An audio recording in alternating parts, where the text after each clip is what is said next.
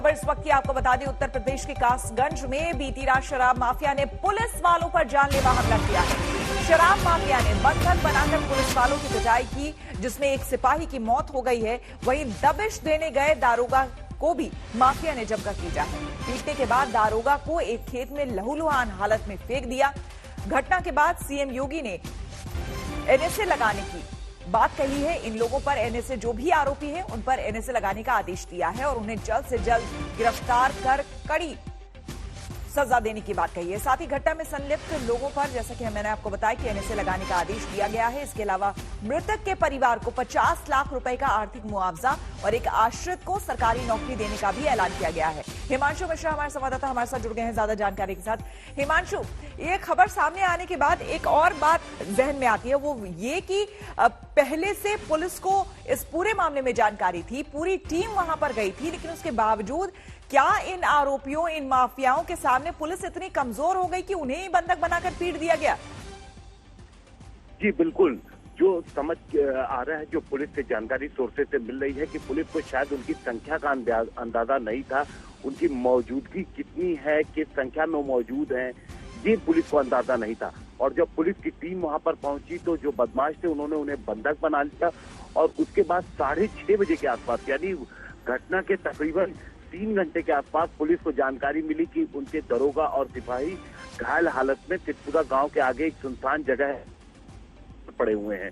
उसके बाद पुलिस की टीम वहां पर पहुंचती है। कॉम्बिंग कल रात से ही वहां पर करनी शुरू कर दी थी। पुलिस ने आसपास के इलाकों में छानबीन शुरू की थी और फिर पुलिस को पहली जो सफलता मिली है वो सुबह के वक्त, जब पुलिस ने कुछ बदमाशों को, जहाँ पे ये बरामद मिले थे घायल अवस्था में दोनों पुलिस के लोग, उसी के थोड़ी करीब ही पुलिस ने जो मेन आरोपी बताया जा रहा है इसका, मोती धीमर, उस पे आरोप लगाया जा रहा है, मेन आरोपी उसे बताया जा रहा है, उसके भाई के साथ पुलिस का एनकाउंटर हुआ है, जिसमें ओमकार नाम का एक शख्स जो है वो मारा गया है। पुलिस और अभी तलाश जारी कर रही है।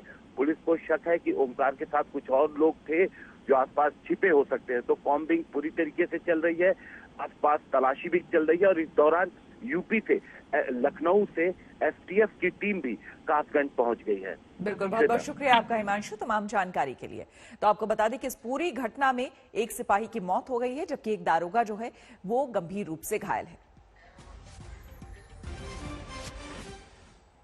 और पूरी तरह से ये घटना दरअसल घटी कैसे, ये इस रिपोर्ट में देखिए।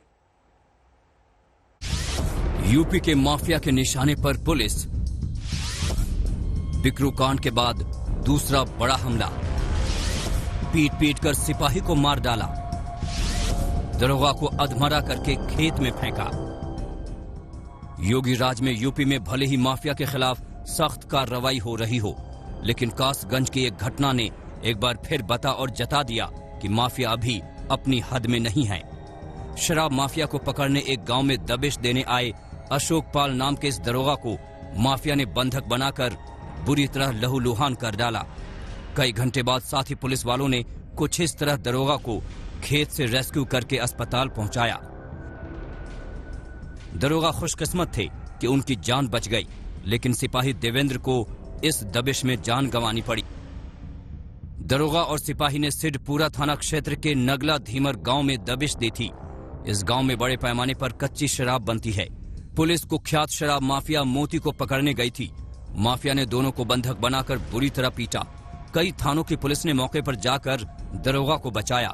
सिपाही देवेंद्र लापता था, जिसके बाद में लाश मिली। 6 बजे थाने पे किसी ने सूचना दी यहाँ के क्षेत्राधिकारी को कि वहाँ यहाँ के हल्का इंचार्ज और यहाँ के जो उनके हमरा कांस्टेबल थे उनके साथ मारपीट की गई है। तत्काल पुलिस फोर्स सिरपुरा से और अगल बगल के जनपदों से वहाँ पर मौके पर भेजा गया। तो कटरी, काली नदी की जो कटरी है उस पर 3 किलोमीटर जो जिधर बहाव है उसके 3 किलोमीटर कटरी में दोनों घायल अवस्था में पड़े थे। कुछ देर के बाद तत्काल उनको वहां से उठा के उपचार के लिए जिला जनपद के लिए आया जा रहा था। रास्ते में हमारे कांस्टेबल की डेथ हो गई। माफिया के हाथों सिपाही के कत्ल और दरोगा को घायल करने की खबर ने लखनऊ तक हड़कंप मचा दिया।